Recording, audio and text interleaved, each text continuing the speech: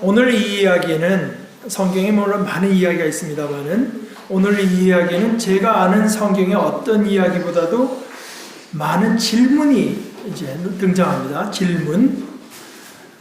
특별히 날 때부터 눈먼 사람.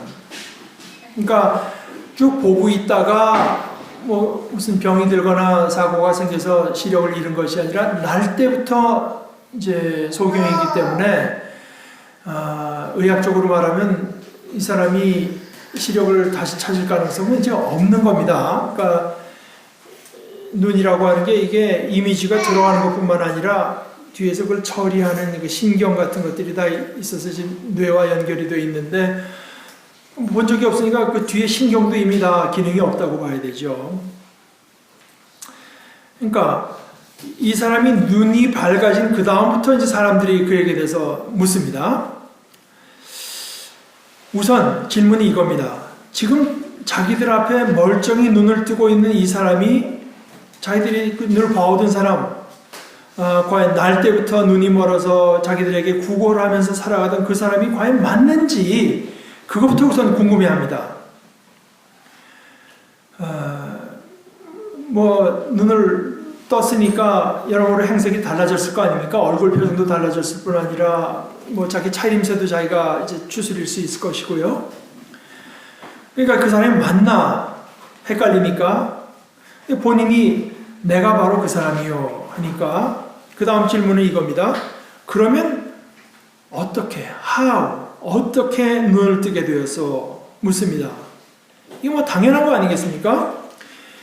난생 듣도 보도 못했을 뿐 아니라 상상도 할 수 없던 일이 자기들 눈앞에서 일어났으니 이 일이 과연 어떻게 일어났는지 궁금해하는 것은 이건 아주 자연스러운 일입니다. 근데 그러고 나서 이게 이유는 알 수 없지만 사람들이 이 눈먼 사람이던 그 사람을 바리새파 사람들에게로 데리고 갑니다. 바리새파 사람들은 이제 스스로 율법을 잘 지켜서 의롭게 살겠다고 하는 하나의 하나의 그룹을 말을 하던 건데요. 그 사람들에게 데리고 갑니다. 바리새파 사람들도 별 수 있습니까? 같은 것을 묻습니다. 어떻게 보게 됐는가?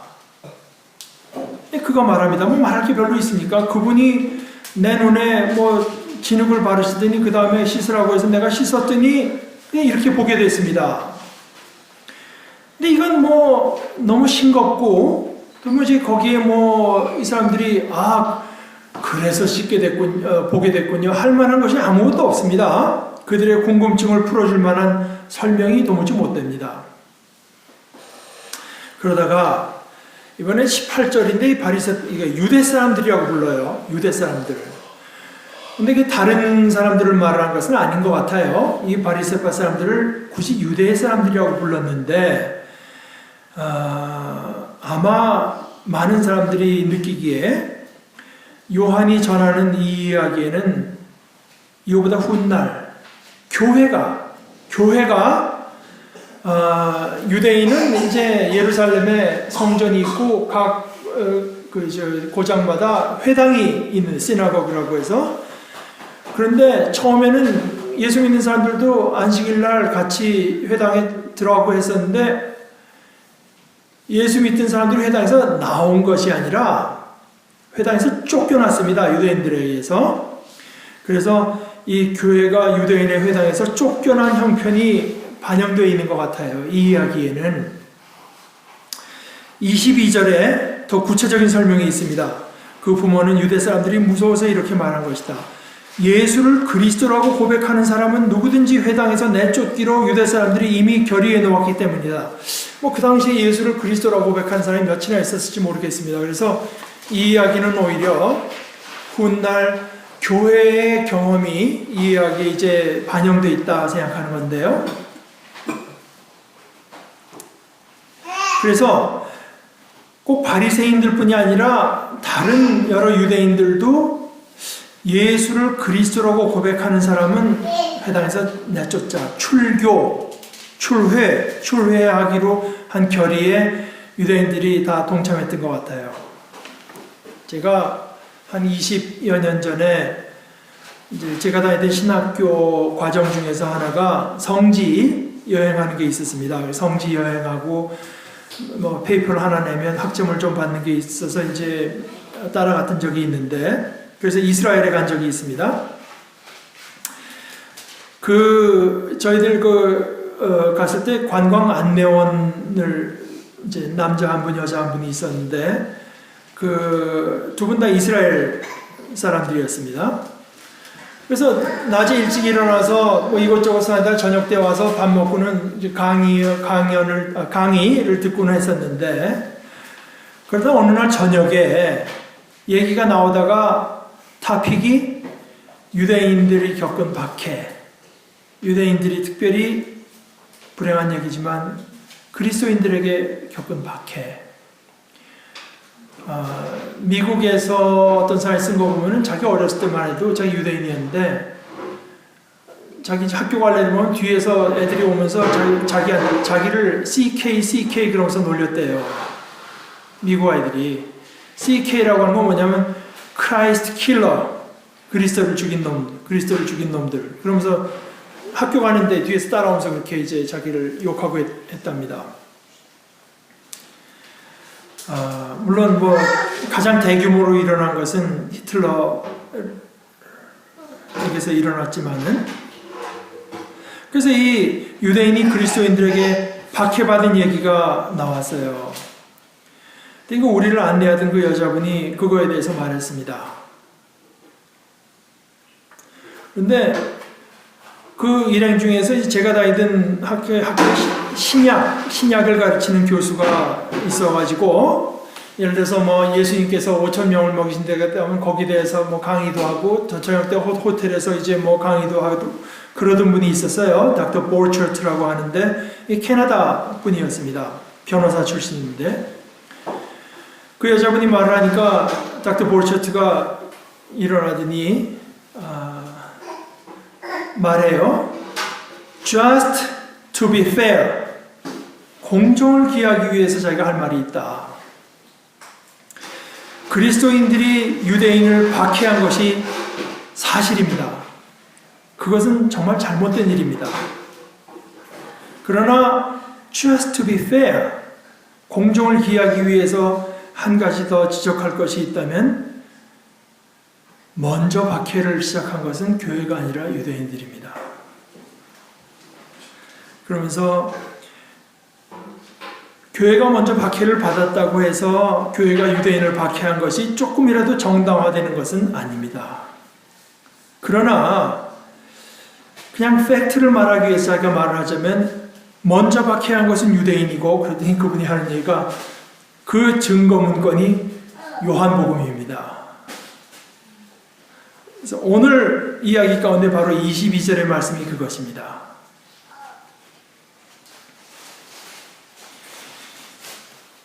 이 본인의 설명을 듣기는 했지만 도무지 이게 확신이 가지 않고 납득이 가지 않은 이 사람들은 우선 그 사실 자체에 의심을 품습니다. 그러다가 그것을 확인하기 위해서 부모를 불러다가 묻습니다. 본인에겐 얘기를 들었지만 이제는 부모를 불러다가 다시 확인을 하는데 두 가지를 묻습니다. 먼저 이 사람이 날 때부터 눈먼 사람이었다는 그들의 아들이 맞나? 둘째는 만약 그렇다면 어떻게 지금은 보게 되었는가? 아까 그 어떻게 보게 되는가 묻지 않았습니까? 근데 또 묻습니다. 부모가 대답합니다. 이 아이가 우리 아들이 맞고 날 때부터 눈이 멀었다는 것도 그것도 다 사실입니다. 그러나 이 아이가 어떻게 보게 됐는지 또 누가 그 눈을 뜨게 했는지 저희는 그것은 모릅니다. 아이들에게 들었겠죠. 그러나 겁나서 부모지만 그것을 아들에게 떠맡깁니다. 다 큰 사람이니까 본인에게 물어보시죠. 그래서 이제 바리새인들이 그 본인을 다시 부릅니다. 그 사람이 당신에게 뭘 했나? 내게 한 일이 뭐냐? 그가 내 눈을 어떻게 뜨게 해야 했느냐? 자, 보세요. 이야기 여기까지 반복적으로 묻고 또 묻고 또 묻는 게 이겁니다. 어떻게? 10절에서는 사람들이 그러면 어떻게 눈을 뜨게 되었어? 묻습니다. 15절에서 바리새파 사람들은 또다시 그에게 어떻게 보게 됐는지를 물었습니다. 19절, 그런데 지금은 어떻게 보게 되었어? 26절, 그가 내 눈을 어떻게 뜨게 하였느냐? 계속 어떻게를 묻습니다. 오늘 저기 9장에는 어떻게라는 헬라어로 포스라고 하는 how라는 게 아마 17번 이상 이제 등장합니다. 물론 이 how, 어떻게, 이거는 물론 정당한 질문입니다. 많은 경우에 how, 이 어떻게라고 하는 이 질문을 잘하고 또 꾸준히 물어야 과학도 발달하죠. 또 체력도 내가 어떻게 운동을 해야 이제 체력을 가꿀 수 있느냐. 또 어떻게 우리가 투자를 하고 해야 되느냐. 경제도 이걸 잘 물어야 발달하죠. 군사력도 그래야 발달합니다. 그런데 이 how, 어떻게가 언제나 맞는 질문, 언제나 정당한 질문인 것은 아닙니다. 어떤 데는 이 어떻게라는 질문이 해당이 되지 않는 데가 있어요. 저처럼 이제 몸이 쇠해갈 때, 늙어갈 때 이걸 어떻게 관리해야 이제 쓸모있게 유지할 수 있느냐 하고 묻는 건 이건 정당한 질문입니다. 그러나 어떻게 해야 내가 20대로 돌아갈 수가 있나? 이런 질문은 하지 말아야 됩니다. 해당이 안 됩니다. 해봐야 소용없는 질문입니다. 또 어떻게 20대로 돌아갈 수 있나 하는 질문을 안 해야 현실에서 내가 어떻게 이 상태에서 체력을 유지할 수 있나 하는 질문을 할 수 있게 됩니다.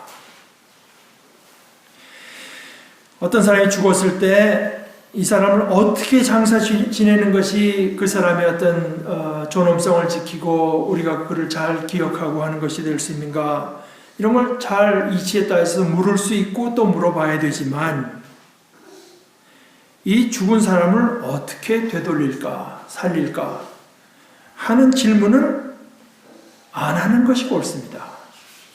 이 사람은 되돌릴 수 없는 사람, 그러니 어떻게 이 일어난 일에서 우리가 최선을 다할까를 생각할 수 있게 됩니다. 만약 이걸 어떻게 되돌릴까 하는 생각만 하고 있으면 현실에서 어떻게라는 질문을 바로 할 수가 없습니다.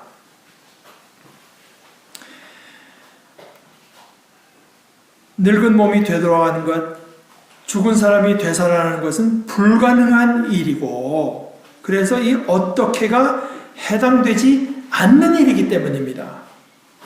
그래서 이 바리새인들의 질문이 언뜻 들으면 아주 너무 희한한 일이 일어났으니까 자연스럽고 당연한 듯 싶지만 사실은 어리석은 일입니다. 이 어떻게가 해당되지 않는 일에 거듭 어떻게만 묻고 있기 때문입니다. 이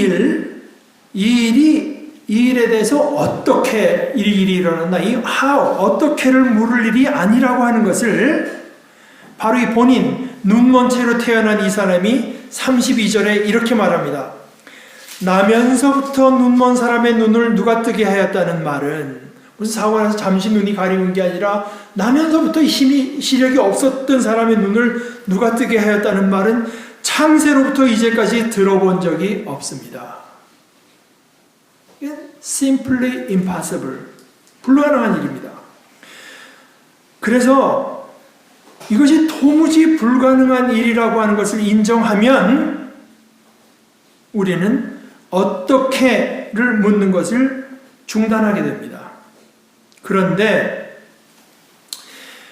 어떻게 묻라고 하는 것을 중단하기는 하는데요. 그런데 그렇게 그 불가능한 일이 그냥 일어나 버렸습니다.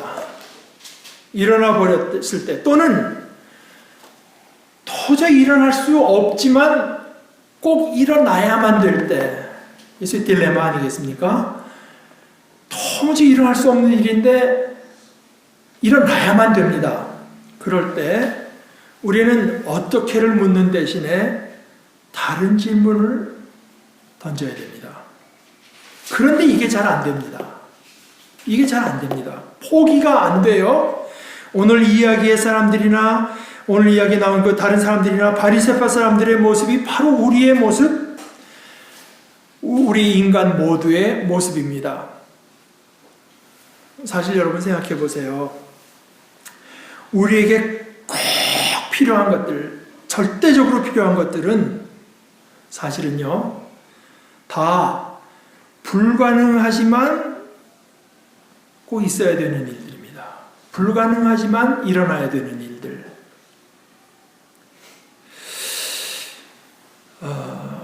사실 우리가 이 how라는 질문, 어떻게를 잘 묻고 그리고 끈질기게 물어서 답을 얻을 수 있고 해결을 얻을 수 있는 문제들은 사실상 절대적으로 필요한 것들은 아닙니다.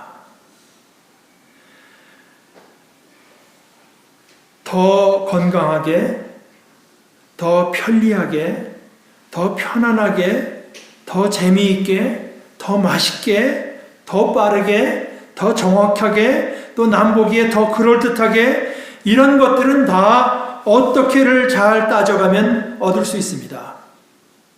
우리가 잘 먹고 이치에 따라 잘 살면 더 건강할 수도 있고, 더 편리할 수도 있고, 더 편안할 수도 있고, 더 재미있을 수도 있고, 더 맛있는 음식을 먹을 수도 있고, 더 빠르게 어디에 커뮤니케이트 할 수도 있고, 더 정확하게 일을 마칠 수도 있고, 남보기에 더 그럴듯하게 될 수도 있습니다. 그런 것들은 그런데 그 모든 것들은 다 있으면 좋지만 없어도 지낼 수 있는 것들입니다. 불편해도 살 수 있습니다. 남에게 인정 못 받아도 지낼 수 있습니다. 우리에게 절대적으로 필요한 것, 생명, 평안, 만족, 기쁨, 지혜, 믿음, 사랑, 또 진정한 의미에서 눈이 열리는 것, 이런 것들은 어떻게로 접근할 수 있는 것들이 아닙니다. 단순히 불가능한 것들입니다. 그러나 이렇게 우리에게 절대적으로 필요한 것들이 우리에게는 불가능한 것들, 우리의 손에 닿지 않는 곳에 있다고 하는 것을 우리가 어린아이가 아닌 이상 이제는 절실히 느끼고 과감하게 결심하고 고백해야 됩니다. 구약 성경 전도자의 말이 바로 이것입니다. 전도자가 말합니다.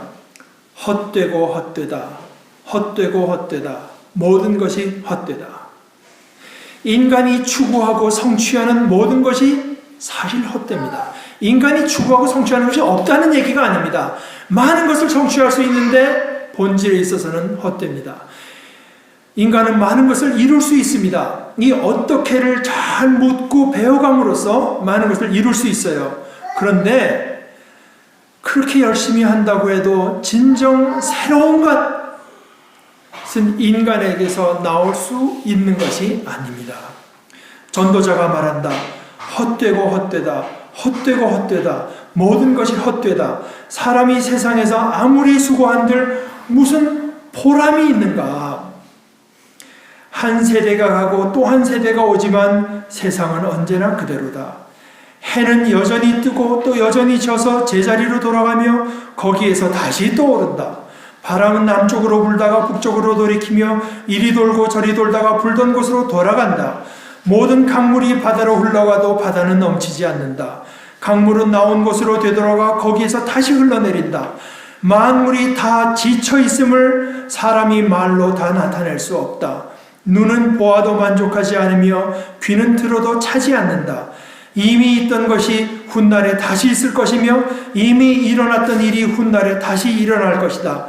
이 세상에 새 것이란 없다. 보아라, 이게 바로 새 것이다 하고 말할 수 있는 것이 있는가? 그것은 이미 오래전부터 있던 것, 우리보다 앞서 있던 것이다. 지나간 세대는 잊혀지고 앞으로 올 세대도 그 다음 세대가 기억해 주지 않을 것이다. 전도자는 예루살렘에서 왕이 되어서 이스라엘을 다스리는 동안에 하늘 아래서 되어지는 온갖 일을 살펴서 알아내려고 지혜를 짜며 심혈을 기울였다. 괴로웠다. 하나님은 왜 사람을 이런 수고로운 일에다 얽어매어 꼼짝도 못하게 하시는 것인가? 세상에서 벌어지는 온갖 일을 보니 그 모두가 헛되어 바람을 잡으려는 것과 같다. 구부러진 것은 곧게 할 수 없고 없는 것은 셀 수 없다.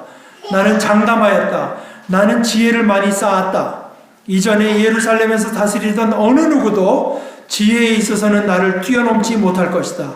지혜와 지식을 쌓는 일에서 나보다 더 많은 경험을 한 사람은 없다. 나는 또 무엇이 슬기롭고 똑똑한 것인지, 무엇이 얼빠지고 어리석은 일인지를 구별하려고 심혈을 기울였다. 그러나 그처럼 알려고 하는 그것 또한 바람을 잡으려는 것과 같은 일임을 알게 되었다. 지혜가 많으면 번뇌도 많고 아는 것이 많으면 걱정도 많더라. 이것이 전도자 솔로몬의 고백이고, 솔로몬이라 아니라도 코헬렛의 고백이고, 또 한 사람 자신의 삶을 들여서 어떻게 하든지 선하고 의로운 삶을 살아보려고 삶을 정말 바쳐서 경주해 보았던 바울이라는 사람은 로마서 7장 24절에서 자신의 노력 또는 자신으로 대표되는 모든 인간의 가능한 노력을 다 살펴본 뒤에 어떻게를 단념합니다. 그것을 이렇게 표현합니다. 나는 비참한 사람입니다. 이것은 결론입니다. 어떻게를 포기한 것입니다. 그런데 이 어떻게는 포기할 수 있지만 우리가 포기할 수 없는 게 있습니다.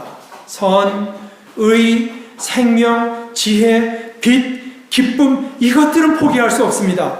포기해서도 안 됩니다. 어떻게 대신에 다른 질문을 던져야 됩니다. 그 질문은 who? 누가? 나로서는 안 됩니다. 누가? 바로 로마서 7장 24절에서 나는 비참한 사람이다 하고 토로한 바울은 곧 이어서 이렇게 묻습니다.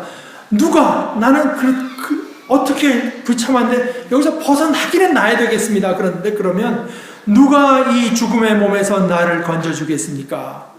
그리고는 이렇게 고백합니다. 우리 주 예수 그리스도를 통하여 나를 건져주신 하나님께 감사를 드립니다. 우리에게 가장 절실하고도 절대적으로 필요한 이 모든 것들은 결국 하나님께만 속한 것들입니다. 그런데 하나님을 믿는 교회라고 해도 신앙이 타락할 때 있지 않습니까? 신앙이 흐려지고 신앙이 타락할 때는 나타나는 현상 중에 하나가 노상 어떻게만 묻는 것입니다. 어떻게? 교회 성장의 비결. 어떻게 하면은 어떻게 좀 더 뜨거워질까? 어떻게 하면 더 활발해질까? 어떻게만 물어요. 어떻게만.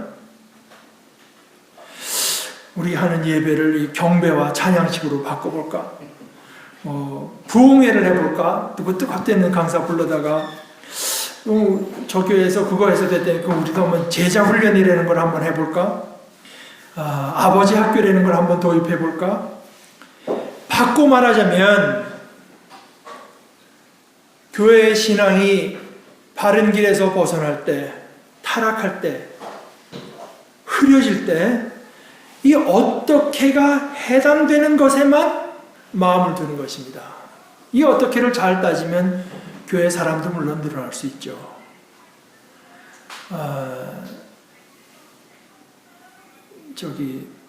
미국의 신학교 교수 중에 한 분이 제가 언제 말씀드렸겠지만 동질성 원리라고 하는 걸 말한 적이 있습니다. Homogeneous Principle. 교회가 성장하는 교회, 이 반쪽으로 가서 숫자가 늘어나는 교회입니다. 성장하는 교회를 보게 되면 그 원칙이 하나 있다. Homogeneity, 동질성이 있어야 된다. 같은 취미를 가진 사람, 사회 경제적인 여건이 비슷한 사람들, 같은 관심사를 가진 사람들, 같은 지역 사람들을 모아놓으면 좋으니까, 뭐 이렇게 좋고 편안하니까 교회는 점점 커지게 된다.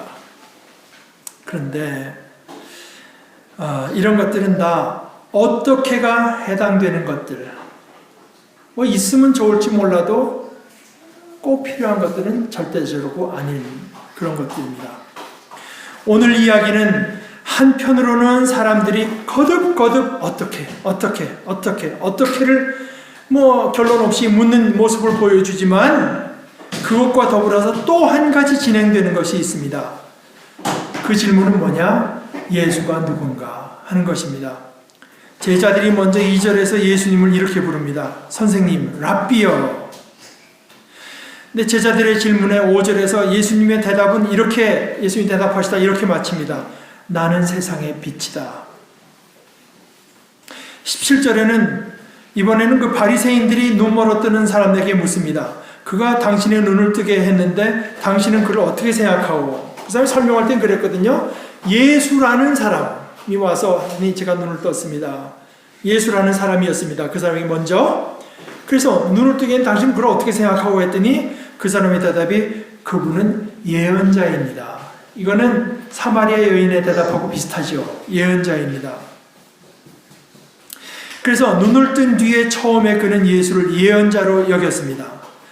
그러더니 그 이야기를 이어가다 33절에는 이렇게 말합니다. 그가 하나님께로부터 오신 분이 아니라면 아무 일도 하지 못하셨을 것입니다. 예수를 하나님께로부터 오신 예언자로 생각했습니다. 그러다가 그가 출회를 당합니다. 바리새인들이 그를 바깥으로 쫓아내자 쫓겨난 그에게 예수께서 오셔서 그를 만나고 묻습니다. 내가 인자, 사람의 아들, 이것은 마지막 날에 하나님의 왕권을 가지고 다스리는 인자를 말하는 것인데요. 내가 인자를 믿느냐? 그가 대답합니다. 선생님, 그분이 어느 분입니까? 내가 그분을 믿겠습니다. 예수께서 그에게 말씀하십니다. 너는 이미 그를 보았다. 너와 말하고 있는 사람이 바로 그이다. 그러자 그는 주님 내가 믿습니다 하고 말하고서 우리말 번역으로는 예수께 엎드려 절합니다 라고 번역했고 영어 번역은 대개 다 그가 예수를 예배했다고 He worshipped him 예배했다고 번역했습니다. 그가 맹인으로 태어난 것이 누구 죄 때문인지 묻는 제자들에게 예수께서는 이게 누가 죄를 지어서가 아니라 하나님께서 하시는 이 일들을 그에게서 드러내시려는 것이라고 말씀하셨습니다. 물론 그 뒤에 일어나는 일처럼 그에게 시력을 찾아주고 보게 하시고 빛을 주신 것이 하나님께서 하시는 일이 틀림없습니다.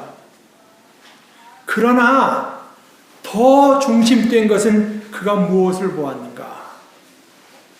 시력을 열어서 이 세상을 보았을 뿐 아니라 더 중심된 것은 그가 예수가 누구신지